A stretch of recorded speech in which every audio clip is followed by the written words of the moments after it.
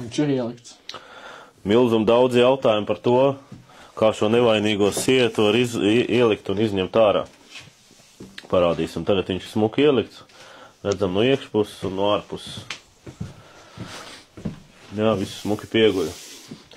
Šeit iet jautājumi pacēlās komentārās mums, ko darīt 5. stāvā, kā no 5. stāva, ko klāt tikt. Parādīsim, kā izņemt ārā.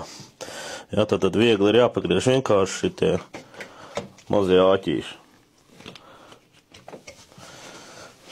Vienalga, uz kuru pusi pagriežam viņus.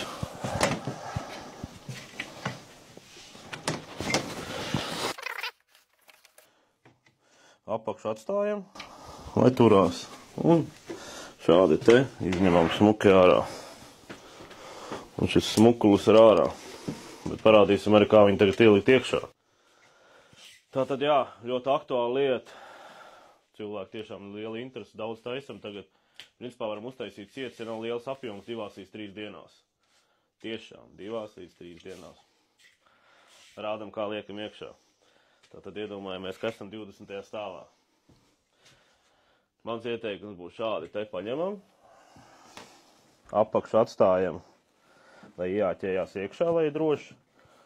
Velkam pret sevi un pa vienam kabinam ciet. Un tad vairs jātur nekas nav. Un viņš jau praktiski ir iekšā un aizāķējam visus āķīšus smuki, lai stāv. Nav tik sarežģīti.